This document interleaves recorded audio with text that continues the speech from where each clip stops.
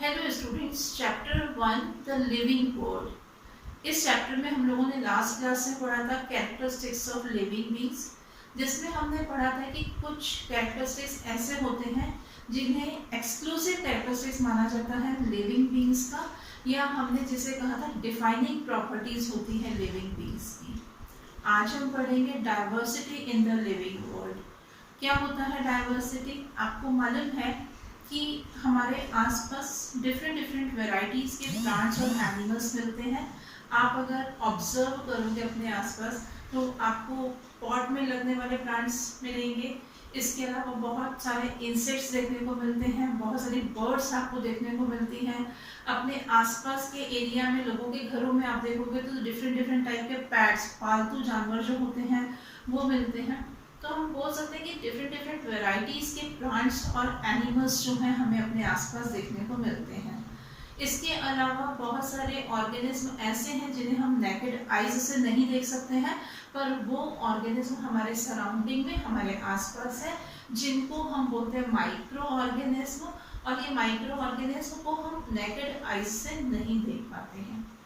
और अगर हम अपना ऑब्जर्वेशन का एरिया बढ़ाएं, हम अपने आसपास के अलावा हम किसी दूसरे एरिया में जाएंगे तो वहाँ पर भी हमें डिफरेंट वैरायटीज़ के प्लांट्स, डिफरेंट वैरायटीज़ के एनिमल्स देखने को मिलते हैं। अगर आप पोलर एरियाज़ की बात करेंगे तो पोलर एरियाज़ में आपको मालूम है कि जो प्लांट्स और एनिमल्स रहते हैं उनकी वैरायटीज़ अलग अलग होती है, डिफरेंट डिफरेंट वैरायटीज़ के प्लांट्स और एनिमल्स मिलेंगे। अगर आप डेजर्ट एरिया की बात करेंगे तो डेजर्ट एरिया में आप देखोगे कि वहाँ के प्लांट्स और एनिमल्स जो हैं उनकी वैरायटी अलग होंगी। तो हम जैसे जैसे अपने ऑब्जर्वेशन का एरिया बढ़ाते जाएंगे हमको प्लांट्स और एनिमल्स की बहुत सारी वैरायटीज देखने को मिलती हैं।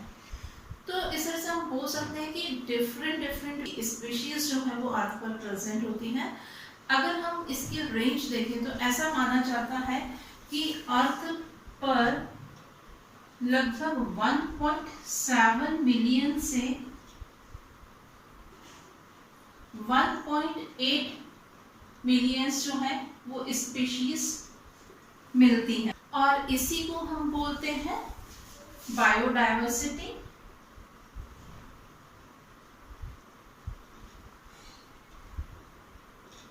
या हम बोल सकते हैं number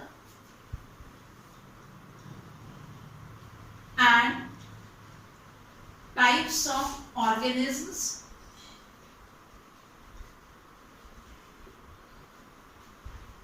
present on earth। Different different varieties के, डिफरेंट डिफरेंट स्पीशीज के ऑर्गेनिज्म का अर्थ पर होना ही क्या कहलाता है? बायोडाइवर्सिटी कहलाता है। अगर हम इन एनिमल्स की बात करें या प्लांट्स की बात करें जिनकी डिफरेंट डिफरेंट वेराइटीज़ हैं, एक कंट्री के डिफरेंट डिफरेंट रीजन में इनके नाम अलग अलग होते हैं। जैसे कि अगर हम गुलाब की बात करें, गुलाब एक बहुत कॉमन सा प्लांट है, आप सबने देखा हुआ है। तो गुलाब जो रहता है जिसे हम क्या बोलते हैं? रोज़ बोलते हैं। इसके नाम अगर हम देखें तो यहाँ पर हम गुलाब जो है हिंदी में क्या बोलते हैं? इसे गुलाब बोलते हैं। अगर हम बांग्ला में देखें तो इसे गौलक कहा जाता है। ये नाम किसमें रहता है?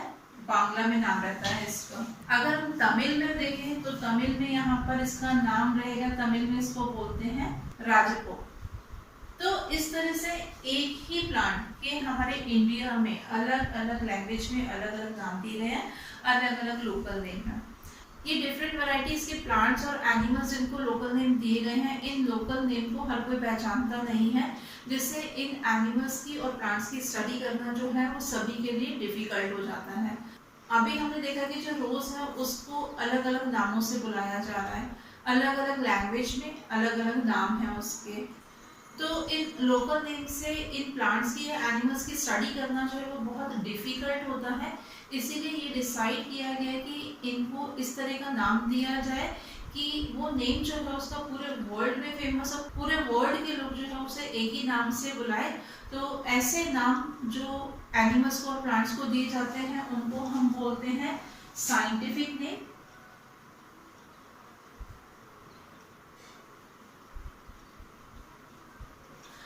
प्लांट्स को जो नाम दिए जाते हैं उनको कहा जाता है बॉटेनिकल नेम, और एनिमल्स को जो नेम दिए जाते हैं उनको कहा जाता है जूलॉजिकल नेम।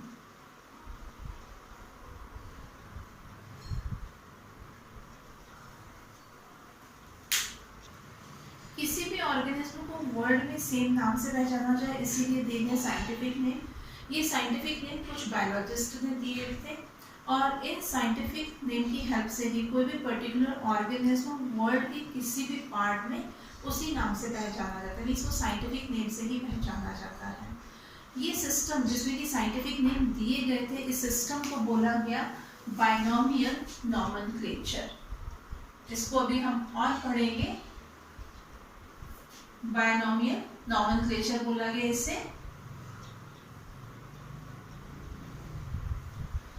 अब ये जो साइंटिफिक नेम दिए गए हैं, ये साइंटिफिक नेम कैसे होते हैं? Acceptable in every part of the world. जो साइंटिफिक नेम है ये एक्सेप्टेबल होने चाहिए पूरे वर्ल्ड में। Assign on agree principle and criteria. ये जो नाम कुछ प्रिंसिपल्स और क्राइटेरिया पर बेस दिए गए हैं उसी बेस पर इनको असाइन किया जाता है। Different for each species and not used for other organisms earlier. अगर एक ऑर्गेनिज्म को एक साइंटिफिक नेम दे चुके हैं तो वो नेम दूसरे ऑर्गेनिज्म के लिए यूज नहीं किया जाता है। कोई भी ऑर्गेनिज्म पूरे वर्ल्ड में सेम नाम से पहचाना जाए इसीलिए दिए गए साइंटिफिक नेम, और इन्हें ये नेम देना ही कहलाता है नॉमेनक्लेचर। इसे हम बोलते हैं नॉमेनक्लेचर। नॉमेनक्लेचर ऐसा होना चाहिए जो पूरे वर्ल्ड में एक्सेप्टेड हो।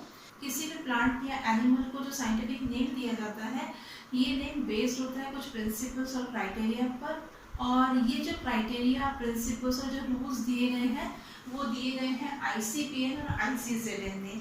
क्या है ये ICBN? ICBN का फुल फॉर्म होता है इंटरनेशनल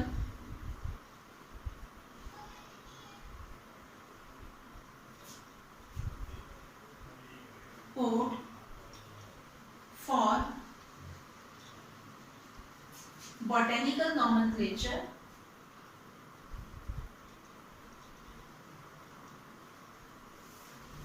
और ICZN का फुल फॉर्म है international code for zoological nomenclature. तो ICBN और ICZN में जो कुछ रूल्स है उस पर बेस्ड हमारा नॉमेनक्लेचर होना चाहिए। साइंटिफिक नेम में 2 नेम दिए जाते हैं, इसको हम बोलते हैं बाइनोमियल नॉमेनक्लेचर।